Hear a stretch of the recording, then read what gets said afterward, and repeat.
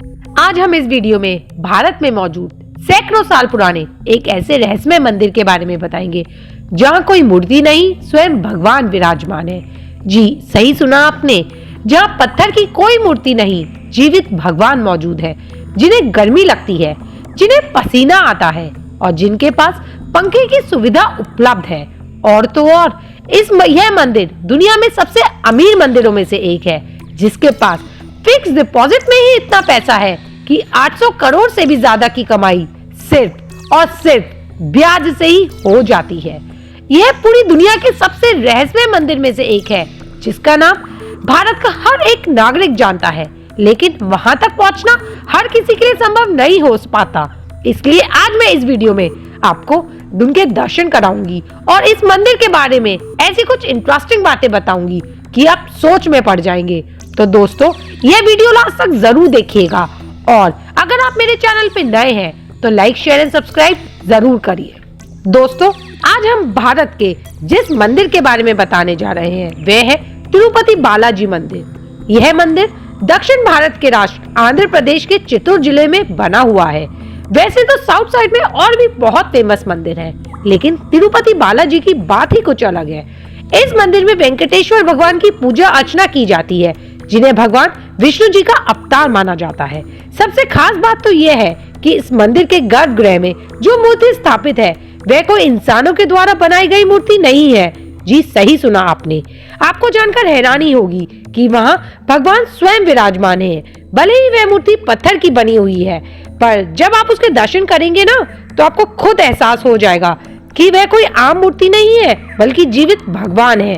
यही वजह है कि मंदिर के पुजारी वेंकटेश्वर भगवान के चंदन का लेप लगाते रहते हैं। उनका मानना है कि भगवान की ठुड्डी पर चोट लगी हुई है और चंदन का लेप लगाने से वह चोट सही हो जाएगी। इतना ही नहीं, इस मूर्ति के सिर पर लगे बाल भी बिल्कुल असली हैं।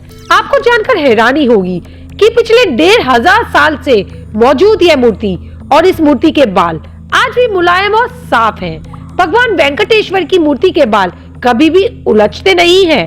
तिरुपति बालाजी के पुजारी और वहां के दर्शन करने वाले लोगों का यह मानना है कि भगवान वेंकटेश्वर मंदिर में हर वक्त समुद्र में उठी लहरों जैसी आवाज आती रहती है।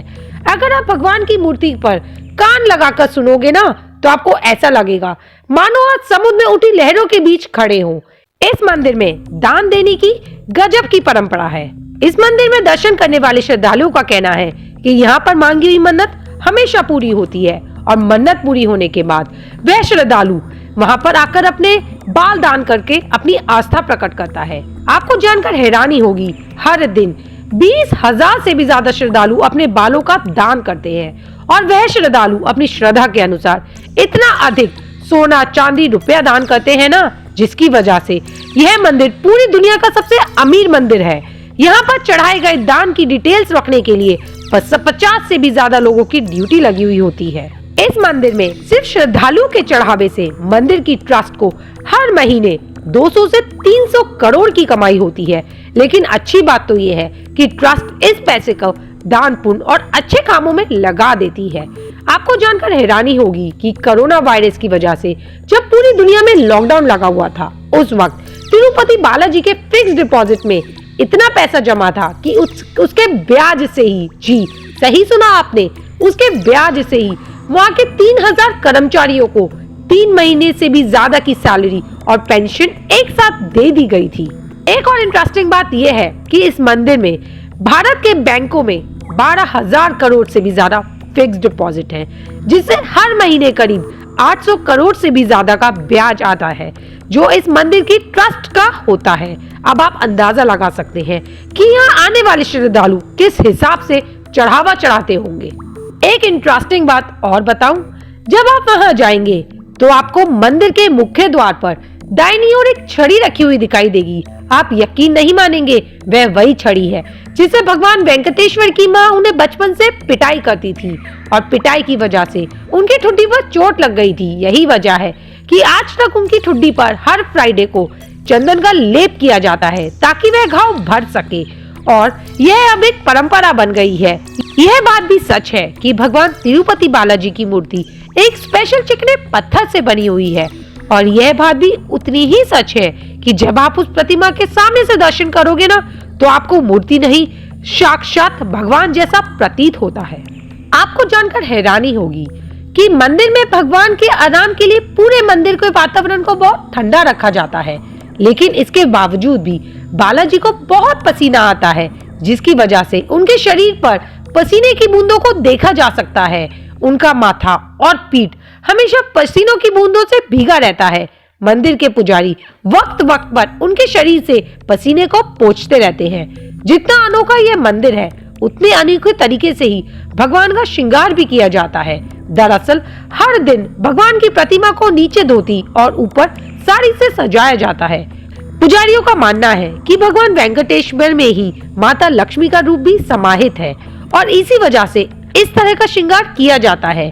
वैसे तो भगवान तिरुपति बालाजी विष्णु भगवान जी के रूप है, लेकिन भगवान बालाजी के हृदय पर माँ लक्ष्मी जी विराजमान होती है और माता लक्ष्मी जी की मौजूदगी उस वक्त पता लगती है जब हर थर्सडे को भगवान का श्रृंगार उतारकर उनको स्नान कराया जाता है, तो उनके शरीर पर चंदन का लेप लगाया जाता है और जब चंदन के लेप को हटाया जाता है ना, तब उनके हृदय पर माता लक्ष्मी का स्वरूप नजर आता है। आपको जानकर हैरानी होगी कि हर रोज इस मंदिर में 3 लाख देसी घी के लड्डू बनाए जाते हैं और हैरानी की बात तो यह है कि इन लड्डुओं को बनाने के लिए कोई नई टेक्नोलॉजी यूज नहीं होती, बल्कि यहाँ के कारीगर 300 साल पुराने तरीकों से ही ये लड्डुओं को बनाते हैं।